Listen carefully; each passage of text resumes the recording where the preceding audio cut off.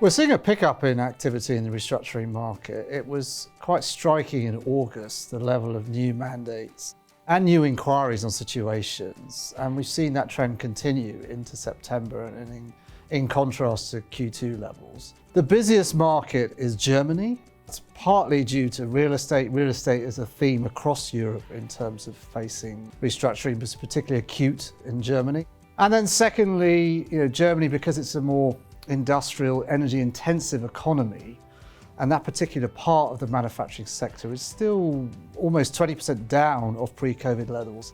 That is leading to relatively weak conditions in Germany and driving restructuring activity. In terms of sectors apart from real estate that I've just mentioned, I would also highlight chemicals, again alluding to this energy-intensive theme.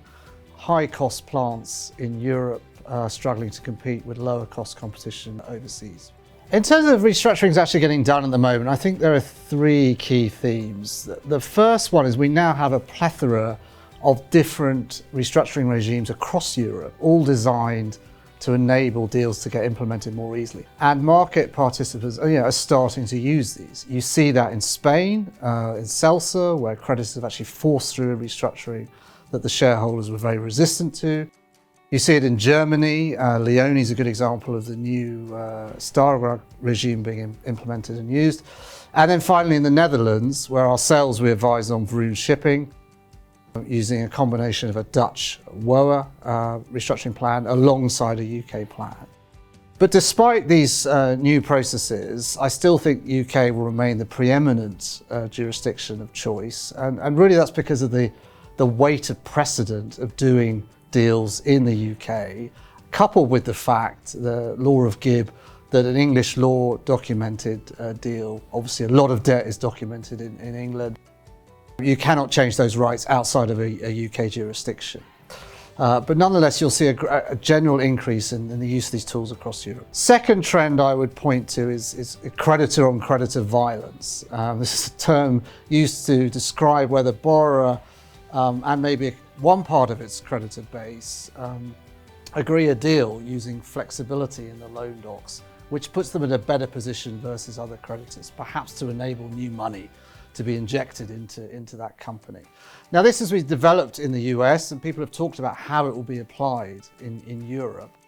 I think it will be more limited in Europe because we have in Europe greater use of intercreditor documentation, which restricts the rights of different creditors. And we also, as I mentioned, we have this UK restructuring plan, which is a tried and tested cost-effective route, and using that reduces litigation risk.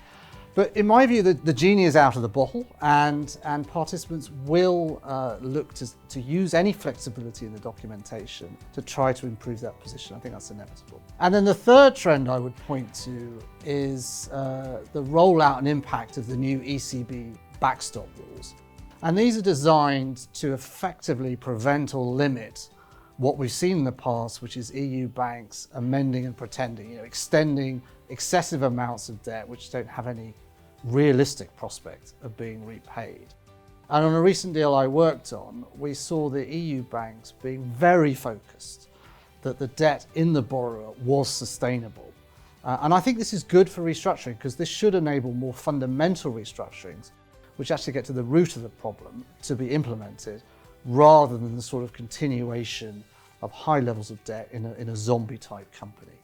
I think going forward into 2024, we are going to see higher levels of activity. Now, I know every restructuring professional says this when they're asked this question, but I do think there's real reasons to expect that. Fundamentally, the interest rate cycle has changed. We're in a higher level of interest rates and will be for the medium term.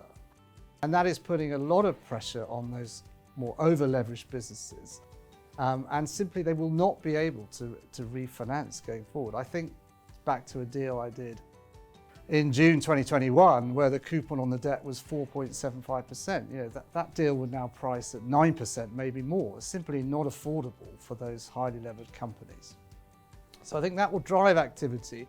We've seen over the last 12 months, those companies that can refinance, they've done that. That's left a rump of companies with 24, 25 maturities, which will struggle to refinance.